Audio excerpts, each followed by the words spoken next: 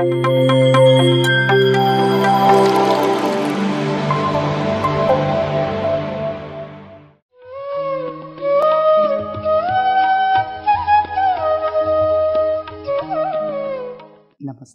PMC Kannada ವಾಹಿನಿಯ ಎಲ್ಲ ವೀಕ್ಷಕರಿಗೂ ನನ್ನ ಆತ್ಮವಂದನೆಗಳು.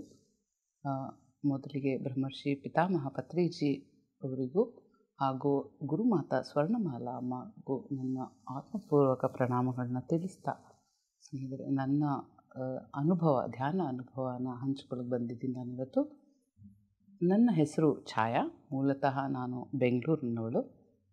ನಾನು ವೃತ್ತಿಪರವಾಗಿ ಶಿಕ್ಷಕಿ, ಪ್ರಾಥಮಿಕ ಶಾಲಾ ಶಿಕ್ಷಕಿ. ಬ್ಯಾಂಗ್ಳೂರು ಪ್ರೈವೇಟ್ ಸ್ಕೂಲಲ್ಲಿ ನಾನು ಟೀಚರಾಗಿ ಕೆಲಸ ಮಾಡ್ತೀನಿ. ನಾನು ಧ್ಯಾನಕ್ಕೆ ಈಗ 8 ವರ್ಷದಿಂದ ಧ್ಯಾನ ಮಾಡ್ತಾಯಿದ್ದೀನಿ.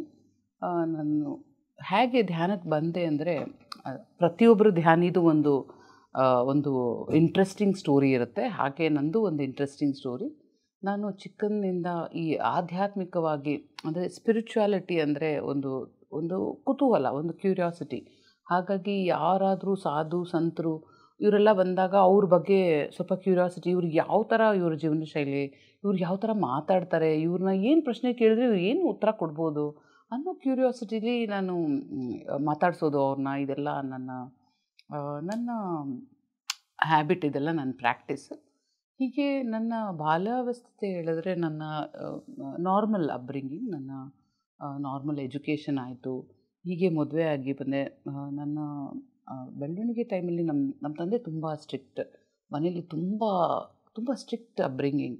ಹಾಗಾಗಿ ಫ್ರೀಡಮೇ ಇಲ್ಲದಲೇ ಒಳಗಡೆ ತುಂಬ ನೋವನ್ನು ಇಟ್ಕೊಂಡ್ಬಿಟ್ಟಿದ್ದೆ ನಾನು. ನಮ್ಮ ತಂದೆ ಅಂದರೆ ಭಯ. ಈ ನೋವು ನನ್ನಲ್ಲಿ ತುಂಬ ಒಳಗಡೆನೇ ಇತ್ತು. ಮತ್ತು ಲೋ ಸೆಲ್ಫ್ ಎಸ್ಟೀಮ್, ನನ್ನ ಬಗ್ಗೆ ನನಗೆ ತುಂಬ ಕೀಳೆರಿಮೆ, ಇದೆಲ್ಲ ತುಂಬ ಇತ್ತು. ಹೀಗೆ ನನ್ನ ಹುಡುಕಾಟದಲ್ಲಿ ಯಾವಾಗಲೂ ನನ್ನಲ್ಲೇ ನನಗೆ ತುಂಬ ಪ್ರಶ್ನೆಗಳು. ಆ ಪ್ರಶ್ನೆಗಳಿಗೆ ಉತ್ತರ ಯಾರಲ್ಲೂ ಇರ್ತಾ ಇರಲಿಲ್ಲ. ಅಂದರೆ ಟೀಚರ್ಸ್ ಹತ್ರ ಇರ್ತಾ ಇರಲಿಲ್ಲ, ಮನೇಲಿ ಬಂದರೆ ಅದ್ರ ಬಗ್ಗೆ ಮಾತಾಡೋ ಹಾಗೆ ಇಲ್ಲ. ಏನು ಈ ಥರ ಎಲ್ಲ ಪ್ರಶ್ನೆ ಕೇಳ್ತೀಯ ಅಂದರೆ, ನಾನು ಕೇಳ್ತಾ ಇದ್ದೆ, ಎಷ್ಟು ದೇವ್ರ ಪೂಜೆ ಮಾಡ್ತಾಯಿದ್ರು ನಮ್ಮ ಮನೇಲಿ. ಯಾರಾದರೂ ಪೂಜಾರಿಗಳು ಮನೆಗೆ ಬಂದರೆ ಅವ್ರಿಗೆ ಪೂರ್ತಿಯಾಗಿ ಸೇವೆ ಮಾಡಿ, ಅವ್ರಿಗಷ್ಟು ದುಡ್ಡು ಕೊಟ್ಟು, ಅವ್ರಿಗೆ ಎಲ್ಲರೂ ಕಾಲು ನಮಸ್ಕಾರ ಮಾಡಿ, ಇದೆಲ್ಲ ನನಗೆ ತುಂಬ ವಿಚಿತ್ರ ಅನ್ನಿಸ್ತಾ ಇತ್ತು, ಈ ಪ್ರಾಕ್ಟೀಸಸ್ ಎಲ್ಲ. ಸೊ ನಾನು ಕೇಳ್ತಾ ಇದ್ದೆ ನಮ್ಮ ತಾಯಿನ. ನಮ್ಮ ತಂದೆನ ಕೇಳೋಷ್ಟು ಧೈರ್ಯ ನನಗೆ ಇಲ್ಲ ಅಂದ್ರೂ ನಮ್ಮ ತಾಯಿನ ಕೇಳ್ತಾ ಇದ್ದೆ, ಈ ಥರ ಎಲ್ಲ ಮಾಡ್ತಿರಲ್ಲ, ಇವ್ರು ದೇವ್ರ ಹಾಗಾದರೆ? ಇವ್ರು ನಮಗೆ ದೇವ್ರು ತೋರಿಸ್ತಾರಾ? ಇವ್ರನ್ನ ಯಾಕೆ ಕಾಲು ನಮಸ್ಕಾರ ಮಾಡಬೇಕು? ನಮ್ಮ ತಾಯಿ ಇದನ್ನು ಎನ್ಕರೇಜ್ ಮಾಡ್ತಾಯಿರಲ್ಲ, ಈ ಥರ ಎಲ್ಲ ಮಾತಾಡಬೇಡ್ದು, ಈ ಥರ ಎಲ್ಲ ಕೇಳಬೇಡ್ದು, ದೇವ್ರಿದ್ದಾರೆ, ಸುಮ್ಮನೆ ಹೀಗೆ ನಾವೇನು ಹೇಳ್ತೀವೋ ಅದನ್ನು ಮಾಡ್ಕೊಂಡು ಹೋಗಬೇಕು ಅಂತ ಹೇಳ್ತಾಯಿದ್ರು. ಸೊ ಅದನ್ನು ಅಲ್ಲೇ ಕಟ್ ಮಾಡಿಬಿಡ್ತಾಯಿದ್ರು. ಆ ಥರ ಏನು ಕಾನ್ವರ್ಸೇಷನ್ ನಡೆಯೋಕ್ಕೆ ಬಿಡ್ತಾ ಇರಲಿಲ್ಲ. ಹಾಗಾಗಿ ಈ ಥರ ಪ್ರಶ್ನೆಗಳು ತುಂಬ ಇರ್ತಾಯಿತ್ತು ನನ್ನಲ್ಲಿ. ಅಂದರೆ ಇವರು ದೇವ್ರ ಅಂದರೆ, ನಾವು ಮಾಡ್ತಾ ಇರೋದು ಸರಿಯಾದರೆ, ನಾವು ದೇವ್ರಿಗೆ ಈ ಥರ ಪೂಜೆ ಮಾಡೋದು, ಹವನ ಮಾಡೋದು, ಇದೆಲ್ಲ ಮಾಡೋದು ಸರಿಯಾದರೆ ಮತ್ತೆ ಯಾಕೆ ಅದೇ ಥರ ತೊಂದರೆಗಳು ಯಾಕೆ ಎದುರಿಸ್ತೀವಿ? ಆಗ ಇದೇ ಮನೇಲಿ ಇಷ್ಟೊಂದು ಕಷ್ಟಗಳು ನಡೀತಾ ಇರುವಾಗ, ಎಕನಾಮಿಕಲ್ಲಿ ಎಷ್ಟು ಕಷ್ಟಪಡ್ತಾ ಇರುವಾಗ, ಮತ್ತು ಫ್ಯಾಮಿಲಿ ಲೈಫಲ್ಲಿ ಇಷ್ಟೊಂದು ಕಷ್ಟ ಇರುವಾಗ ನಾವು ಯಾಕೆ ಮಾಡಬೇಕು ಈ ಥರ ಪೂಜೆ ಪುನಸ್ಕಾರ? ಇದೆಲ್ಲ ಯಾಕೆ ಮಾಡಬೇಕು? ಇದೆಲ್ಲ ಮಾಡಿನೂ ಯಾಕೆ ಇದರಿಂದ ನಮಗೆ ನಿರ್ವಾಣ ಇಲ್ಲ? ಈ ಥರ ಎಲ್ಲ ಪ್ರಶ್ನೆಗಳು. ಮತ್ತು ಇಷ್ಟೊಂದು ಪೂಜೆ ಪುನಸ್ಕಾರ ಮಾಡ್ತಾ ಇರೋ ಮನುಷ್ಯನಲ್ಲೂ ಇಷ್ಟೊಂದು ಕ್ರೌರ್ಯ ಹೇಗೆ ಸಾಧ್ಯ? ಇದು ನನ್ನ ಮೊದಲನೇ ಪ್ರಶ್ನೆ. ಹೇಗೆ ಈ ಥರ ಎಷ್ಟೊಂದು ಪ್ರಶ್ನೆಗಳು ನನ್ನಲ್ಲಿ ಕಾಡ್ತಾ ಇರುವಾಗ ಈ ಥರ ನಾನು ಹುಡ್ಕೊಂಡು ಹೋಗ್ತಾ ಇದ್ದೆ. ಮತ್ತೇನು ಜೀವನದಲ್ಲಿ, ಇನ್ನೇನು ಮದುವೆ ಆದೆ, ಮಗು ಆಯಿತು, ಮತ್ತೇನು ಅಂತ ಹುಡುಕಾಟದಲ್ಲಿರುವಾಗ ನಾನು ಒಂದು ಯೋಗ ಯೂನಿವರ್ಸಿಟಿಗೆ ಸೇರಿಕೊಂಡೆ. ಯೋಗ ಕಲ್ತ್ಕೊಂಡೆ, ಒಂದು ಯೋಗ ಇನ್ಸ್ಟ್ರಕ್ಟರ್ ಕೋರ್ಸ್ ಮಾಡಿದೆ. ಜಿಗಣಿಲಿದೆ ಆ ಯೂನಿವರ್ಸಿಟಿ. ಅಲ್ಲಿ ಅದು ಇಷ್ಟೊಂದು ಪ್ರಾಕ್ಟೀಸಸ್ ಇರುತ್ತೆ, ಅವ್ರದ್ದು ರಿಲ್ಯಾಕ್ಸೇಷನ್ ಟೆಕ್ನಿಕ್ಸ್ ಇರುತ್ತೆ, ಮಂತ್ರ, ಓಮ್ ಮೆಡಿಟೇಷನ್ ಇರುತ್ತೆ. ಇದೆಲ್ಲ ನನಗೆ ಪರಿಚಯ ಆಯಿತು ಅಲ್ಲಿ.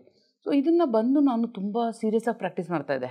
ಎಷ್ಟು ಸೀರಿಯಸ್ ಅಂದರೆ, ಒಂದು ದಿನವೂ ಅದು ತಪ್ಪಬೇಡದು. ಆ ಥರ ಡೈಲಿ 1 ಅವರ್ 2 ಅವರ್ ಯೋಗಾಭ್ಯಾಸ ಎಲ್ಲ ಎಕ್ಸಸೈಸ್ ಮಾಡೋದು, ಮತ್ತು ಅವರ ರಿಲ್ಯಾಕ್ಸೇಷನ್ ಟೆಕ್ನಿಕ್ಸ್ನ ಪ್ರಾಕ್ಟೀಸ್ ಮಾಡ್ತಾಯಿದ್ದೆ. MSRT, ಓಮ್ ಮೆಡಿಟೇಷನ್ ಎಲ್ಲ ಇರ್ತಾಯಿತ್ತು. ಇದು ಮಾಡುವಾಗ ನನ್ನಲ್ಲಿ ನಾನು ನೋಡ್ತಾ ಇದ್ದೆ ತುಂಬ ಬದಲಾವಣೆಗಳಾಗ್ತಾಯಿತ್ತು. ಅಂದರೆ ಒಂದು ರಿಲ್ಯಾಕ್ಸೇಷನ್ ಟೆಕ್ನಿಕ್ ಪ್ರಾಕ್ಟೀಸ್ ಮಾಡುವಾಗ, ಓಮ್ ಮೆಡಿಟೇಷನ್ ಪ್ರಾಕ್ಟೀಸ್ ಮಾಡುವಾಗ ನಂಗೆ ಗೊತ್ತಾಗ್ತಾಯಿತ್ತು, ನನ್ನ ಬಾಡಿ ಸಡನ್ನಾಗಿ ರಿಲೀಸ್ ಆಗೋದು, ನನ್ನ ಬಾಡಿಯಲ್ಲಿ ಜರ್ಕ್ಸ್ ಆಗೋದು. ಇದು ಏನು? ಇದು ನನಗೆ ಅನುಭವ ಆಗ್ತಾ ಇರೋದು ಏನು? ಯಾರ ಹತ್ರ ಕೇಳೋದು? ಮನೆಯವ್ರು ಕೇಳಿದ್ರೆ ಮನೆಯವ್ರು ಅನ್ನೋರು, ನಿನಗೇನೋ ಆರೋಗ್ಯ ಸರಿ ಇಲ್ಲ, ಇದು ಸರಿ ಇಲ್ಲ, ಬಾ ಡಾಕ್ಟರ್ ಹತ್ರ ಕರ್ಕೊಂಡು ಹೋಗ್ತೀನಿ, ಇದು ಒಂದೇ ಹೇಳೋದು ಅವರು. ಹಾಗಾಗಿ ಅವ್ರ ಹತ್ರ ಹೇಳೋದು ಬಿಟ್ಬಿಟ್ಟೆ. ಸೊ ಇದು ಏನೋ ಬೇರೆ ಇದೆ, ಇದನ್ನು ನಾನು ಕಂಡುಕೊಳ್ಬೇಕು. ಆದರೆ ಇದನ್ನು ಅಭ್ಯಾಸ ಮಾಡ್ತಾ ಇದ್ದೆ. ಆದರೆ over a period of time ಈ ಯೋಗಾಭ್ಯಾಸನೂ ನನಗೆ ಬೋರ್ ಆಗ್ತಾಯಿತ್ತು. ನಾನು ಅಂದ್ಕೊಂಡೆ ಇದ್ರ ಮೇಲೆ ಏನೋ ಇದೆ, ಬರೀ ಯೋಗನೇ ಜೀವನ ಅಲ್ಲ, ಮತ್ತು ಜೀವನದ ಗುರಿನೂ ಇದಲ್ಲ, ಬರೀ ಎಕ್ಸಸೈಸ್ ಅಲ್ಲ. ಬಾಡಿ ಫಿಟ್ಟಾಗಿ ಇಟ್ಕೋಬೇಕು, ಆದರೆ ಯಾಕೆ ಫಿಟ್ಟಾಗಿ ಇಟ್ಕೊಳ್ಬೇಕು? ಓಕೆ, ಹೆಲ್ದಿಯಾಗಿರೋಕ್ಕೆ, ಲಾಂಗ್ ಲೈಫ್. ಸರಿ, ಲಾಂಗ್ ಲೈಫ್ ಏನಕ್ಕೆ ಬೇಕು? ಇದು ನನ್ನ ಪ್ರಶ್ನೆಗಳು. ಸರಿ, ಲಾಂಗ್ ಲೈಫ್ಗೆ ಯೋಗ ಮಾಡಬೇಕು, ಲಾಂಗ್ ಲೈಫ್ಗೆ ಎಕ್ಸಸೈಸ್ ಮಾಡಬೇಕು, ಒಳ್ಳೆಯ ಆಹಾರ ಪದ್ಧತಿ ಇರಬೇಕು, ಆದರೆ ಲಾಂಗ್ ಲೈಫ್ ಯಾಕೆ ಅನ್ನೋದು ಅಲ್ಲಿ ಬಂದು ನನ್ನ ಪ್ರಶ್ನೆಗಳು ನಿಲ್ತಾ ಇತ್ತು. ಈ ಥರ ಹುಡುಕಾಟದಲ್ಲಿ ಒಂದಿನ ಹೀಗೆ ನನ್ನ ಸ್ಕೂಲಲ್ಲಿ ರಜಾ ಬಂದಿತ್ತು. ಯಾರ ಜೊತೆ ಹೊರಗಡೆ ಹೋಗೋಣ, ಯಾರೂ ಸಿಗ್ತಾ ಇಲ್ಲ. ಹೀಗೆ ಕೋಪ, ನನಗೆ ತುಂಬ ಕೋಪ. ಯಾರೂ ಇಲ್ಲ, ಫ್ರೆಂಡ್ಸ್ ಇಲ್ಲ, ಫ್ಯಾಮಿಲಿ ಜೊತೆಲಿಲ್ಲ. ಮತ್ತು ಎಲ್ಲಾದರೂ ಹೋಗಿ ಬರ್ತೀನಿ, ಸಾಯಂಕಾಲದವರೆಗೂ ಮನೆಗೆ ಬರಲ್ಲ ಅಂತ ಮನೆಯಲ್ಲಿ ಬ್ಯಾಗ್ ಎತ್ಕೊಂಡು ಹೊರಗಡೆ ಬಂದುಬಿಟ್ಟೆ. ಎಲ್ಲಿ ಹೋಗೋದು ಗೊತ್ತಿಲ್ಲ. ಗೂಗಲ್ ಮ್ಯಾಪ್ಸ್ ತೆಗ್ದುಬಿಟ್ಟು ನೋಡ್ತಾ ಇದ್ದೀನಿ ಮನೆ ಹತ್ರ, ನಮ್ಮ ಮನೆ ಕೆಂಗೇರಿ ಹತ್ರ. ಸೊ ಕೆಂಗೇರಿ ಹತ್ರ ಏನಿದೆ ಅಂತ ಗೂಗಲ್ ಮ್ಯಾಪ್ಸ್ ನೋಡುವಾಗ ಅದು ಹತ್ತಿರದಲ್ಲೇ ಇಸ್ಕಾನ್ ಒಂದು ಹೊಸ ಟೆಂಪಲ್ ಆಗ್ತಾಯಿತ್ತು. ಓಕೆ, ಇದು ಇಂಟ್ರೆಸ್ಟಿಂಗ್ ಪ್ಲೇಸ್ ಅನಿಸುತ್ತೆ, ಇಲ್ಲಿ ಹೋಗೋಣ ಅಂದ್ಬಿಟ್ಟು ಓಲಾ ಬುಕ್ ಮಾಡಿಕೊಂಡು ಹೋದೆ ನಾನು. ಅಲ್ಲಿ ಹೋಗಿ ನೋಡಿದ್ರೆ ಅದು ಅಂಡರ್ ಕನ್ಸ್ಟ್ರಕ್ಷನ್ ಆಗಿತ್ತು. ಸೊ ಇಲ್ಲ, ಒಂದು 5-10 ನಿಮಿಷದಲ್ಲಿ ಅದು ಮುಗಿದೋಯ್ತು. ಮತ್ತೆ ಅಲ್ಲಿ ಕುತ್ಕೊಂಡು ಹುಡುಕುವಾಗ ಇದೇನೋ ಕಾಣಿಸ್ತಾ ಇದೆ, ಪಿರಮಿಡ್ ಥರ ಏನೋ ಕಾಣಿಸ್ತು. ತುಂಬ ಕ್ಯೂರಿಯಾಸಿಟಿ ಆಯಿತು ನನಗೆ, ಏನಿದು ಈ ಥರ ಪಿರಮಿಡ್ ಥರ ಕಾಣಿಸ್ತಾ ಇದೆ. ಓಕೆ, ಅವ್ರಿಗೆ ಕೇಳಿದೆ, ಓಲಾ ಕ್ಯಾಬ್ ಅವ್ರಿಗೆ, ಇಲ್ಲಿ ಕರ್ಕೊಂಡೋಗಿ ನನ್ನ. ಸರಿ, ಅವರಲ್ಲಿ ಕರ್ಕೊಂಡು ಹೋದ್ರು. ಅದು ನಾನು 8-9 ವರ್ಷದಿಂದ ಹೋದಾಗ ಅದು ಪೂರ್ತಿ ಕಾಡು, ನಿರ್ಜನ ಪ್ರದೇಶ ಸುತ್ತಮುತ್ತ. ಕ್ಯಾಬ್ ಅವನೇ ನನ್ನ ಅಲ್ಲಿ ಕರ್ಕೊಂಡು ಹೋಗೋಕ್ಕೆ ಭಯಪಟ್ಟ. ಅವನು ಹೇಳ್ದ, ಮೇಡಮ್ ಸುಮ್ಮನಳ್ಳಿ ನಂದು ಲಾಸ್ಟು, ಇಲ್ಲಿಂದ ಕ್ಯಾಬ್ ಹೋಗಲ್ಲ, ಇಲ್ಲಿ ನಿಲ್ಲಿಸ್ತೀನಿ, ಆದರೆ ನಿಮ್ಮನ್ನ ನಿಲ್ಲಿಸಿ ನೀವು ಇಲ್ಲಿಂದ ಹೇಗೆ ಹೋಗ್ತೀರಾ ನನಗೆ ಗೊತ್ತಿಲ್ಲ, ಮತ್ತು ನೋಡಿ ಯಾರೂ ಜನ ಓಡಾಡ್ತಾ ಇಲ್ಲ, ಹೇಗೆ ಹೋಗ್ತೀರಾ ಅಂತ ತಾನೇ ಕಾದು ಒಂದು ಶೇರ್ಡ್ ಆಟೋ ಮಾಡಿ ನನ್ನ ಕಳಿಸ ನೋಡಿ. ಆದರೆ ನನ್ನಲ್ಲಿ ಏನೋ ಒಂದು ನನಗೆ ಗೊತ್ತಾಗ್ತಾಯಿತ್ತು, ನನ್ನ ಪುಷ್ ಮಾಡ್ತಾಯಿತ್ತು, ಅಲ್ಲಿ ಹೋಗು ಅಂತ. ನಾನು ಕೇಳ್ಕೊಂಡ್ರೆ ಯಾಕೆ ಹೋಗಬೇಕಾದ್ರು, ಏನು ಈ ಜನ ಇಲ್ಲ ಅಂದಮೇಲೆ ನಾನು ಯಾಕೆ ಹೋಗ್ಬೇಕು, ಮನೆಗೆ ಹೋಗ್ಬಿಡೋಣ, ಇಲ್ಲ ಎಲ್ಲರೂ ಫ್ರೆಂಡ್ಸ್ ಮನೆಗೆ ಹೋಗೋಣ, ಆದರೆ ಇಲ್ಲ ಅಲ್ಲಿ ಹೋಗಬೇಕು ಅನ್ನೋ ಒಂದು ತುಂಬ ಸ್ಟ್ರಾಂಗ್ ಪುಷ್ ಇತ್ತು. ಸರಿ, ಅದು ಏನಕ್ಕೆ ಹೇಳ್ತಾ ಇದೆ, ಹೋಗಿ ನೋಡ್ಕೊಂಬಂದ್ಬಿಡೋಣ ಬಾ ಅಂದ್ಬಿಟ್ಟು ಹೋದೆ. ನಾನು ಹೋಗುವಾಗ ಅದು ಮಧ್ಯಾಹ್ನ 11:30-12 ಗಂಟೆ ಆಗಿತ್ತು. ಯಾರೋ ಹೇಳಿದ್ರು ಊಟ ನಡೀತಾ ಇದೆ, ಊಟಕ್ಕೆ ಹೋಗ್ಬಿಡಿ, ಫಸ್ಟ್ ಅನ್ನದಾನಕ್ಕೆ ಹೋಗಿ ನೋಡಿದೆ. ತುಂಬ ಅದ್ಭುತವಾದ ಟೇಸ್ಟಿ ಊಟ ಹಾಕಿದ್ರು. ನಾನು ಪಿರಮಿಡ್ ವ್ಯಾಲಿಗೆ ಫಸ್ಟು ಬಿದ್ದಿದ್ದೆಲ್ಲಪ್ಪ ಅಂದರೆ ಆ ಊಟ ತಿಂದು ನಂಗೆ ತುಂಬ ಇಷ್ಟ ಆಯಿತು, ತುಂಬ ತೃಪ್ತಿಯಾಗಿತ್ತು, ತುಂಬ ದಣದಿದ್ದೆ. ಆಮೇಲೆ ಯಾರೋ ಹೇಳಿದ್ರು ಅಲ್ಲಿ ಕ್ಲಾಸ್ ನಡೀತಾ ಇದೆ ಕಬೀರ್ ಭವನಲ್ಲಿ, ಅಟೆಂಡ್ ಮಾಡಿ, ತುಂಬ ಚೆನ್ನಾಗಿದೆ. ಏನು ಕ್ಲಾಸ್ ಕೇಳಿದೆ ನಾನು, ಸ್ಪಿರಿಚುವಲ್ ಕ್ಲಾಸ್ ಅಂದರು. ಸೊ ಈ ಸ್ಪಿರಿಚುವಲ್ ವರ್ಡೇ ನಂಗೆ ತುಂಬ ಇಷ್ಟ. ಸರಿ, ಅದೇನು ಕೇಳೋಣ ಅಂತ ಹೋದೆ. ಪಾಸ್ಟ್ ಲೈಫ್ಸ್ ಬಗ್ಗೆ ಒಂದು ಕ್ಲಾಸ್ ನಡೀತಾ ಇತ್ತು, ಕೂತ್ಕೊಂಡು ಅಟೆಂಡ್ ಮಾಡಿದೆ. ಎಲ್ಲೂ ನನಗೂ ಅದಕ್ಕೂ ಕನೆಕ್ಷನ್ನೇ ಕಾಣಿಸ್ಲಿಲ್ಲ. ಏನು ಹೇಳ್ತಾ ಇದ್ದಾರೆ ಇವರು, ಈ ಥರ ನಾನು ಎಲ್ಲೂ ಕೇಳಿಲ್ವಲ್ಲ, ಪುಸ್ತಕದಲ್ಲಿ ನೋಡಲಿಲ್ಲ, ಸ್ಕೂಲಲ್ಲಿ ಕೇಳಲಿಲ್ಲ, ಕಾಲೇಜಲ್ಲಿ ಕೇಳಿಲ್ಲ, ತಂದೆ ತಾಯಿ ಇದ್ರ ಬಗ್ಗೆ ಮಾತಾಡಿಲ್ಲ. ಮತ್ತು ಇವರು ಏನು ಹೇಳ್ತಾ ಇದ್ದಾರೆ, ಧ್ಯಾನ ಹೇಳ್ತಾರೆ, ಪಾಸ್ಟ್ ಲೈಫ್ಸ್ ಹೇಳ್ತಾರೆ, ಮುಂಚೆ ಒಂದು ಜನ್ಮದಲ್ಲಿ ನಾವು ಇದಾಗಿದ್ವಿ ಅಂತಾರೆ. ಸೊ ಏನೋ ನನಗಲ್ಲ ಬಿಡು ಅಂತ ಎದ್ದು ಹೋಗ್ಬಿಡ್ತಾ ಇದ್ದೆ. ಅಲ್ಲಿ ಸರ್ ಇದ್ದರು, ರಂಜನ್ ಸರ್ ಅನಿಸುತ್ತೆ. ಸರ್ ಹೇಳಿದ್ರು, ಮೇಡಮ್ ಫುಲ್ಲು ಕೂತ್ಕೊಳ್ಳಿ, ಪೂರ್ತಿಯಾಗಿ ಕೇಳಿಸ್ಕೊಳ್ಳಿ, ಅದಾದಮೇಲೆ ನೀವು ನಿರ್ಧಾರ ಮಾಡಿ ಅಂತ ಹೇಳಿದ್ರು. ಸರಿ, ಪೂರ್ತಿ ದಿನ ಕ್ಲಾಸ್ ಅಟೆಂಡ್ ಮಾಡಿದೆ. ಅಲ್ಲಿಂದ ವಾಪಸ್ ಮನೆಗೆ ಬಂದೆ. ಈ ಅನುಭವ ನನ್ನಲ್ಲಿ ತುಂಬ ಗಾಢವಾಗಿ ಪ್ರಭಾವ ಬೀರಿತ್ತು. ಅಲ್ಲಿನ ಫೋನ್ ನಂಬರ್ಸ್ ಎಲ್ಲ ಬರ್ಕೊಂಡು ಬಂದಿದೆ. ಅಂದರೆ ಆಧ್ಯಾತ್ಮಿಕ ಕ್ಲಾಸ್ಗಳು, first level course, second level course, ಮತ್ತು ಶ್ರೇಯಾಂಸ್ ಜಾಗ, ಇವ್ರದ್ದೆಲ್ಲ ನಾನು ಅವತ್ತು ಚೆನ್ನಾಗಿ ನೋಟ್ಸ್ ಮಾಡ್ಕೊಂಡು ಬಂದು ಅದನ್ನು ಫಾಲೋ ಅಪ್ ಮಾಡ್ತಾಯಿದ್ದೆ. ಶಿವರಾಮಪ್ಪ ಸರ್ದು PSSA ಅಕಾಡೆಮಿ ಅವ್ರದ್ದು ಲೆವೆಲ್ 1 ಕೋರ್ಸ್, ಲೆವೆಲ್ 2 ಕೋರ್ಸ್, ಆಧ್ಯಾತ್ಮಿಕ ಕೋರ್ಸ್ ತುಂಬ ಅದೆಲ್ಲ ನೋಡ್ಕೊಂಡು ಬಂದು ಫಾಲೋ ಅಪ್ ಮಾಡ್ತಾಯಿದ್ದೆ. ಹೀಗೆ ಫಾಲೋ ಅಪ್ ಮಾಡಿ ಒಂದ್ಸಲಿ ನಾನು ಸರ್ ಕ್ಲಾಸ್ ಹೋಗಿ ಅಟೆಂಡ್ ಮಾಡಿದೆ. ಅದು ನನ್ನ ರಜಕ್ಕೂ ಅದಕ್ಕೂ ಸಿಕ್ಕಿ ನಾನು ಹೋಗಿ ಕ್ಲಾಸ್ ಅಟೆಂಡ್ ಮಾಡಿದೆ. ಆ ಕ್ಲಾಸ್ ಅಟೆಂಡ್ ಮಾಡಿ ಮೊದಲು 2-3 ಗಂಟೆಗಳಲ್ಲೇ ಗೊತ್ತಾಯಿತು ನನಗೆ ಇದನ್ನೇ ನಾನು ಹುಡುಕ್ತಾ ಇದ್ದಿದ್ದು. ಎಷ್ಟು ಚಿಕ್ಕಂದ್ರಿಂದ ನನಗೆ ಕಾಡಿದ ಎಲ್ಲ ಪ್ರಶ್ನೆಗಳಿಗೂ 2-3 ಗಂಟೆಗಳಲ್ಲಿ ಉತ್ತರ ಸಿಕ್ಬಿಡ್ತು. ನನಗೆ ಗೊತ್ತಾಯಿತು, ಓಕೆ ಇದು ನಾನು ಹುಡುಕ್ತಾ ಇದ್ದಿದ್ದು, ಇದು ನನ್ನ ಮನಸ್ಸು ಇಷ್ಟು ರೆಸ್ಟ್ಲೆಸ್ ಆಗಿ ಒದ್ದಾಡ್ತಾ ಇದ್ದಿದ್ದು, ಈ ಜಾಗಕ್ಕೆ ಬರೋಕ್ಕೆ ನಾನು ಒದ್ದಾಡ್ತಾ ಇದ್ದೆ ಅಂತ ನನಗೆ ಮೊದಲ 2 ಗಂಟೆಗಳಲ್ಲೇ ಗೊತ್ತಾಗ್ಬಿಡ್ತು. ಆಮೇಲೆ ಪೂರ್ತಿ 3 ದಿನ ನನ್ನನ್ನು ನಾನು ಪೂರ್ತಿಯಾಗಿ ಆ ಕೋರ್ಸಲ್ಲಿ ತೊಡಗಿಸ್ಕೊಂಡೆ. ಸರ್ಗೆ ಇನ್ನು ಎಷ್ಟು ಪ್ರಶ್ನೆಗಳು ಕೇಳೋಕ್ಕೆ ಸಾಧ್ಯನೋ ಅಷ್ಟು ಪ್ರಶ್ನೆ ಕೇಳಿ. ನನ್ನ ಪ್ರಶ್ನೆ ಇದುವರೆಗೂ ಯಾರು ಉತ್ತರ ಕೊಡೋಕ್ಕಾಗಿಲ್ವೋ ಅಷ್ಟು ಪ್ರಶ್ನೆಗಳಿಗೆ ಉತ್ತರ ಸರ್ ಹೇಳಿದ್ರು, ನೀನು ಧ್ಯಾನ ಮಾಡಮ್ಮ, ನಿಂಗೆ ಸಿಗುತ್ತೆ. ಬಾ ನಿನಗೆ ಧ್ಯಾನ ಹೇಳ್ಕೊಡ್ತೀನಂತ ಫಸ್ಟ್ ಕರ್ಕೊಂಡೋಗಿ ಪಿರಮಿಡಲ್ಲಿ ಕೂರಿಸಿದ್ರು. ಜೀವನದಲ್ಲಿ ಇನ್ನೇನು ಮಾಡ್ತೀಯಾ ನನಗೆ ಗೊತ್ತಿಲ್ಲ, ಇನ್ನು ನಿನ್ನ ಜೀವನ ಇರೋವರೆಗೂ ದಿನದಲ್ಲಿ 1 ಗಂಟೆಗಳ ಕಾಲ ಆದರೂ ನೀನು ಧ್ಯಾನ ಮಾಡಬೇಕು ಅಂತ ಹೇಳಿ ಸರ್ ಕೂರಿಸಿದ್ರು. ಅದೇ ನನ್ನ ಮೊದಲ ಧ್ಯಾನ ಅನುಭವ. ಅಂದರೆ ಇನಿಷಿಯಲಿ ನಾನು ಕೂತ್ಕೊಂಡೆ 1 ಅವರ್ ಧ್ಯಾನ ಏನು ಹತ್ತಲಿಲ್ಲ, ಆದರೆ ತುಂಬ ಇಷ್ಟ ಆಯಿತು. ಮನಸ್ಸಿಗೆ ಒಂದು ತುಂಬ ಆನಂದವಾಗಿತ್ತು. ಇದುವರೆಗೂ ನಾನು ಅನುಭವಕ್ಕೆ ಬರ್ದಲೇ ಇರೋವಂಥ ಅನುಭವ ನನಗಲ್ಲ ಆಯಿತು. ತುಂಬ ಸಂತೋಷ ಆಯಿತು. ಊಟ ಇಷ್ಟ ಆಯಿತು. 3 ದಿನ ಅಲ್ಲಿದ್ದಿದ್ದು ಅಂದರೆ ಆತ್ಮ ಎಷ್ಟು ಸಂತೋಷವಾಗಿತ್ತಂದರೆ ಆ ಥರ ನಾನು ಆನಂದನ ಅನುಭವಿಸಿದೆ. ಅಲ್ಲಿಂದ ಬರುವಾಗ ಏನೋ ಒಂದು ಹುಮ್ಮಸ್ಸು, ಜೀವನ ಇನ್ನೇನಿದೆ, ಇನ್ನೇನು ಕಲಿಯೋಕ್ಕಿದೆ ನನ್ನ ಜೀವನದಲ್ಲಿ ಅನ್ನೋ ಒಂದು ಹುಮ್ಮಸ್ಸಲ್ಲಿ ಬಂದೆ ನಾನು. ತುಂಬ ಸಂತೋಷವಾಗಿ ಬಂದೆ. ಜೀವನ ನಡೆಸೋಕ್ಕೆ ಎಲ್ಲ ಉತ್ತರಗಳು ಸಿಕ್ತು ಅನ್ನೋ ಕಾನ್ಫಿಡೆನ್ಸಲ್ಲಿ ಹೊರಗಡೆ ಬಂದೆ. ಏನಕ್ಕೆ ಇಲ್ಲಿದ್ದೀನಿ ಮತ್ತು ನಾನು ಯಾವಾಗಲಿಂದನೂ ನನ್ನ ಜೀವನದಲ್ಲಿ ನಾನು ಒಂಟಿ ಅನ್ಕೊತಾ ಇದ್ದೆ. ಅಂದರೆ ನಾನು ಯಾವ ಗ್ರೂಪ್ಗೂ ಸೇರಲ್ಲ, ಫ್ಯಾಮಿಲಿಲಿ ರಿಲೇಟಿವ್ಸಲ್ಲಿ ನಾನು ಸೇರಲ್ಲ, ಅವ್ರಿಗೂ ನನಗೂ ಏನು ಮಾತಲ್ಲಿ ಸಿಮಿಲ್ಯಾರಿಟಿ ಇರ್ತಾ ಇರಲ್ಲ, ವೇವ್ ಲೆಂತ್ ಮ್ಯಾಚ್ ಆಗ್ತಾ ಇರಲ್ಲ, ಫ್ರೆಂಡ್ಸ್ ನಂಗೆ ಜಾಸ್ತಿ ಇಲ್ಲ. ನಾನು ಯಾವಾಗೂ ಅಂದ್ಕೊತಾ ಇದ್ದೆ, ಯಾಕೆ ಈ ಥರ ನಾನು, ಯಾಕೆ ಯಾವಾಗೂ ಒಂಟಿ ನಾನು, ನನಗೆ ಯಾರೂ ಇಲ್ವಲ್ಲ, ಯಾಕೆ ಈ ಥರ ಅನ್ನೋ ಪ್ರಶ್ನೆಗೆ ನನಗೆ ಅಲ್ಲಿ ಉತ್ತರ ಸಿಕ್ತು. ನಾನು ಅಲ್ಲಿರೋರೆಲ್ಲ ನನ್ನ ಥರ ಇದ್ದರು. ಅಲ್ಲಿ ಆ ಆಧ್ಯಾತ್ಮಿಕ ಕೋರ್ಸ್ಗೆ ಬಂದವರೆಲ್ಲ ಸೇಮ್ ನನ್ನ ಥರನೇ ಇದ್ದರು. ಅಲ್ಲಿ ಮಾತಾಡ್ತಾ ಇದ್ದಿದ್ದ ಮಾತುಗಳು ನಾನು ಕೇಳಬೇಕಾಗಿರುವಂಥ ಮಾತುಗಳಾಗಿತ್ತು. ಅಲ್ಲಿ ಬರ್ತಾ ಇದ್ದಿದ್ದು ಉತ್ತರ ನನ್ನ ಪ್ರಶ್ನೆಗಳಿಗೆ ಉತ್ತರ ಆಗಿತ್ತು. ಹಾಗಾಗಿ ನನಗೆ ಇನ್ಸ್ಟೆಂಟಾಗಿ ಕನೆಕ್ಟ್ ಆಯಿತು. ನನಗೆ ಗೊತ್ತಾಯಿತು ಇದೇ ನಾನು ಹುಡುಕ್ತಾ ಇದ್ದಿದ್ದಂತ. ಸೊ ಅಲ್ಲಿಂದ ನೋ ಲುಕಿಂಗ್ ಬ್ಯಾಕ್. ಅಲ್ಲಿಂದ ಬಂದು ಮತ್ತೆ ನಾನು ತಿರುಗಿ ನೋಡಲೇ ಇಲ್ಲ. ಧ್ಯಾನ ಒಂದಿನೂ ಬಿಡದಲೇ ಅಭ್ಯಾಸ ಮಾಡೋಕ್ಕೆ ಶುರು ಮಾಡಿದೆ. ಹೀಗೆ ನನ್ನ ಧ್ಯಾನದ ಪ್ರಗತಿ ನಡೀತಾ ಇತ್ತು. ಕ್ಲಾಸ್ ಅಟೆಂಡ್ ಮಾಡ್ತಾ ಇದ್ದೆ. ಫಸ್ಟ್ 40 ಡೇಸ್ ತುಂಬ ಒಳ್ಳೊಳ್ಳೆ ಅನುಭವಗಳು. ಅಂದರೆ ಧ್ಯಾನಕ್ಕೆ ಕೂತ್ಕೊಳ್ಳೋದು, ಬಾಡಿ ಲೈಟ್ ಆಗುವಂಥ ಫೀಲಿಂಗು, ಸಡನ್ನಾಗಿ ಕೈ 2 ಸ್ಟಕ್ ಆಗಿಬಿಡೋ ಫೀಲಿಂಗ್, ಕಾಲು 2 ಕ್ರಾಸ್ ಆಗಿರೋದು, ಹಾಗೆ ಸ್ಟಕ್ ಆಗೋ ಫೀಲಿಂಗ್, ಬಾಡಿ ಸಡನ್ನಾಗಿ ಲಿಫ್ಟ್ ಆಗೋ ಫೀಲಿಂಗ್. ಮತ್ತು ಒಂದಿನ ತುಂಬ ಎಂಜಾಯ್ ಮಾಡ್ತಾಯಿದ್ದೆ. ಯಾರಿಗೂ ಹೇಳ್ತಾ ಇರಲಿಲ್ಲ, ತಾನೇ ಪ್ರಾಕ್ಟೀಸ್ ಮಾಡ್ತಾಯಿದ್ದೆ. ಎಲ್ಲೋ ಒಂದು ಮೂಲೆ ಸಿಕ್ಕಿದ್ರೆ ಸಾಕು, ಎಲ್ಲರೂ ಒಂದು ಸತ್ಯನಾರಾಯಣ ಸ್ವಾಮಿ ಪೂಜೆ ಫಂಕ್ಷನಲ್ಲಿ ನಡೀತಾ ಇರುವಾಗ ನಾನು ಒಂದು ರೂಮ್ ಬಾಗ್ಲಾಕೊಂಡು ಕೂತ್ಕೊಂಡು ಬಿಡ್ತಾಯಿದ್ದೆ. ಯಾಕಂದರೆ ಇದರಲ್ಲಿ ನನಗೇನೋ ತುಂಬ ಆನಂದ ಸಿಗ್ತಾಯಿತ್ತು. ಇದೇ ನನ್ನ ಪ್ರಪಂಚ ಆಗಿಬಿಟ್ಟಿತ್ತು. ಇದನ್ನು ಟ್ರೈ ಮಾಡೋದು, ಒಂದು ಸಣ್ಣ ಮಗು ಹೇಗೆ ನಡೆಯೋದನ್ನು ಅಭ್ಯಾಸ ಮಾಡಿದಾಗ ಬಿದ್ದು ನಡೆಯೋ ಪ್ರಾಕ್ಟೀಸೇ ಮಾಡ್ತಾ ಇರುತ್ತೆ, ಇದೇ ಥರ ನಾನು ಇದೇ ಪ್ರಯತ್ನದಲ್ಲಿರುವಾಗ ಒಂದಿನ ನನ್ನ ಬಾಡಿಯಿಂದ ಹೊರಗೆ ಬಂದಿರೋ ಅಂಥ ಅನುಭವ, ನಾನು ಪೂರ್ತಿ ಬಾಡಿ ಸುತ್ತುತ್ತಾ ಇರೋ ಅಂಥ ಅನುಭವ. ಮತ್ತು ಈ ಥರ್ಡ್ ಐ ಹತ್ರ ಎಕ್ಸ್ಟ್ರೀಮ್ ಲೈಟ್ ಬಂದು ಪೂರಾ ಬಾಡಿ ಒಂದು ಫೈರ್, ಒಂದು ಬೆಂಕಿಯ ಸರ್ಕಲಲ್ಲಿ ನಾನು ಸುತ್ತುತ್ತಾ ಇರೋದು. ಮತ್ತು ತುಂಬ ಬೆಳಕು, ಕಣ್ಣು ಓಪನ್ ಮಾಡೋಕ್ಕಾಗ್ದಲೇ ಇರೋಷ್ಟು ಬೆಳಕು. ಇದರ ಅನುಭವ ತುಂಬ ಅದ್ಭುತವಾಗಿತ್ತು ಸ್ನೇಹಿತರೆ. ಅದಕ್ಕೆ ಹೇಳೋಕ್ಕೆ ಪದಗಳೇ ಇಲ್ಲ. ಧ್ಯಾನ ಅನುಭವ, ಅದರಲ್ಲಿ ಆಗಿರುವಂಥ ಆನಂದದ ಅನುಭವ ಹೇಳೋಕ್ಕೆ ಪದಗಳೇ ಇಲ್ಲ. ತುಂಬ ಎಂಜಾಯ್ ಮಾಡ್ತಾಯಿದ್ದೆ, ತುಂಬ ಸಂತೋಷವಾಗಿ ಅದನ್ನು ಎಂಜಾಯ್ ಮಾಡ್ತಾಯಿದ್ದೆ. ಹೀಗೆ ಅಭ್ಯಾಸನ ನಾನು ಮಾಡ್ತಾ ಇರುವಾಗ ಸ್ವಲ್ಪ ದಿನ ಆದಮೇಲೆ ಈ ಅನುಭವಗಳು ನಿಂತೋದಾಗ ಮತ್ತೆ ಇದು ಶುರು ಆಯಿತು. ಯಾಕೆ ನಿಂತೋಯ್ತು, ಯಾಕೆ ಬರ್ತಾಯಿಲ್ಲ? ಸೊ ಹೀಗಾಗಿ ನಾನು ಮತ್ತೆ ಸರ್ಗೆ ಕಾಲ್ ಮಾಡಿದೆ, ಶಿವರಾಮಪ್ಪ ಸರ್ಗೆ ಕಾಲ್ ಮಾಡಿದೆ. ಅವ್ರು ಗೈಡ್ ಮಾಡಿದ್ರು ನನಗೆ, ಈ ಥರ ಅನುಭವಗಳಾಗಿ ನಿಂತೋದ್ರೆ ಸರಿ, ಈ ಅನುಭವಕ್ಕಂತ ಧ್ಯಾನ ಮಾಡಬೇಡ, ಧ್ಯಾನಕ್ಕಾಗಿ ಧ್ಯಾನ ಮಾಡು. ಮತ್ತು ಸಜ್ಜನ ಸಾಂಗತ್ಯ ತುಂಬ ಮುಖ್ಯ, ಸ್ವಾಧ್ಯಾಯ ತುಂಬ ಮುಖ್ಯ, ಎಲ್ಲರನ್ನ ಬಂದು ಬೆರೆಯೋದು, ಎಲ್ಲರ ಅನುಭವ ಕೇಳೋದು ತುಂಬ ಮುಖ್ಯ. ಬರ್ತಾ ಇರೋ ಪಿರಮಿಡ್ ವ್ಯಾಲಿಗೆ ಅಂತ ಹೇಳೋರು. ಮತ್ತೆ ಹೋಗಿ ಸರ್ನ ಮೀಟ್ ಮಾಡೋದು, ಮತ್ತು ಬುದ್ಧ ಪೌರ್ಣಮಿಗಳು ಅಟೆಂಡ್ ಮಾಡೋದು.